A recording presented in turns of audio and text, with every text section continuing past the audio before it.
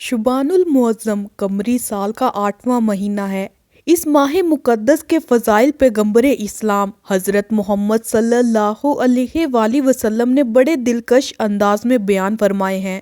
ایک مقام پر آپ نے ارشاد فرمایا، شبان میرا مہینہ ہے۔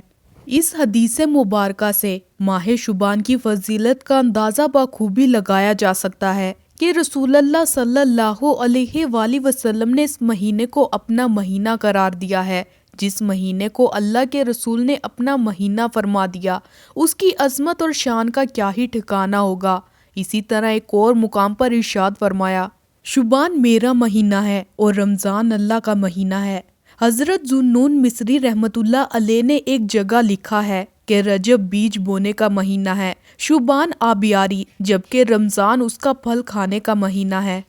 ماہ شبان کی عظمتوں اور فضیلتوں میں یہ بھی ہے کہ اس میں ایک ایسی رات ہے جو نہایت رحمتوں، برکتوں اور فضیلتوں والی ہے۔ یہ رات شبان المعظم کی 15ویں شب ہے۔ اس رات کو نصف شبان کی رات بھی کہا جاتا ہے۔ حضرت امام غزالی رحمت اللہ علیہ نے اپنی شرح افاق کتاب میں اس شب کے کئی نام درج فرمائے ہیں، جیسے شب حیات، شب مغفرت، شب آزادی، لیلۃ الشفاعت وغیرہ۔ بہت سے مفسرین نے سورۃ دخان کی آیت کی تفسیر میں نصف شبان کی رات کی درج ذیل خصوصیات بیان کی ہیں کہ اس رات میں ہر کام کا فیصلہ ہوتا ہے، اس رات میں عبادت کرنے کی فضیلت ہے، اس رات میں رحمت کا نزول ہوتا ہے، اس رات میں شفاعت کا اہتمام ہوتا ہے، اس رات میں بندوں کے لیے بخشش کا پروانہ لکھ دیا جاتا ہے۔ اس مبارک رات کو شب برات کہا جاتا ہے، جو کہ فارسی زبان کی ترکیب ہے۔ شب کا معنی رات اور برات کا معنی نجات حاصل کرنا اور بری ہونا ہے۔ عربی زبان میں اسے لیلۃ البرات کہا جاتا ہے۔ لیلہ کے معنی رات، جبکہ برات کے معنی نجات اور چھٹکارے کے ہیں۔ علماء کرام بیان فرماتے ہیں کہ چونکہ یہ رات گناہوں سے چھٹکارے اور نجات پانے کی رات ہے، اس وجہ سے اسے شب برات کہا جاتا ہے۔ قرآن پاک کی آیت کا ترجمہ ہے، بے شک ہم نے اسے یعنی قرآن کو ایک بابرکت رات میں اتارا ہے۔ حضرت امام بہقی رحمت اللہ علیہ نے حضرت عثمان بن ابی العاص رضی اللہ تعالی عنہ سے روایت کی کہ رسول اکرم صلی اللہ علیہ وآلہ وسلم نے فرمایا کہ جب نصف شبان کی شب آتی ہے تو ندا کرنے والا پکارتا ہے، کوئی ہے جو گناہوں سے مغفرت چاہے میں اسے معاف کر دوں، کوئی ہے مانگنے والا کہ میں اسے عطا فرماؤں، پس کوئی ساحل ایسا نہیں مگر اسے ضرور دیا جاتا ہے، سوائے زانیہ عورت یا مشرک کے۔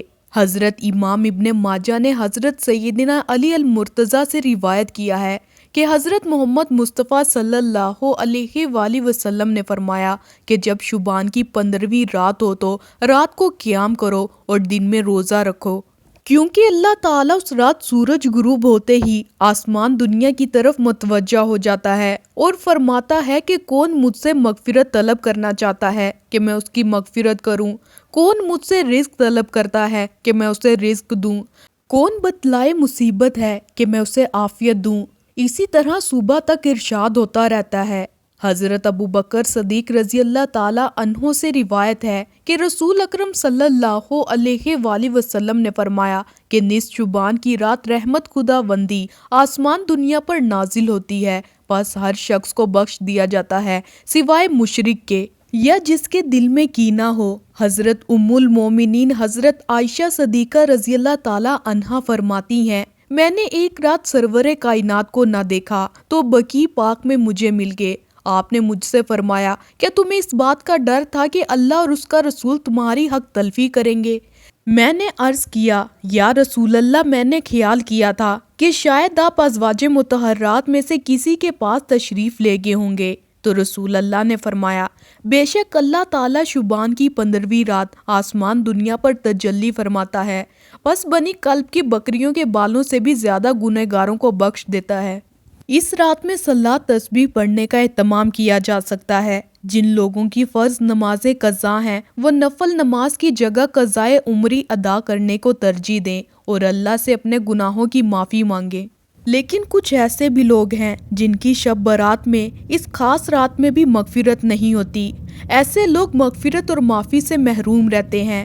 اللہ کے ساتھ شرک کرنے والا، کینہ رکھنے والا، کسی انسان کا ناحق قتل کرنے والا، بدکار عورت، رحم نہ کرنے والا، پاجامہ ٹخنوں سے نیچے لٹکانے والا، والدین کا نافرمان، شراب نوشی کا عادی، کینہ پرور، ایسے لوگ شب برات کی رات بھی بخشش سے محروم رہتے ہیں۔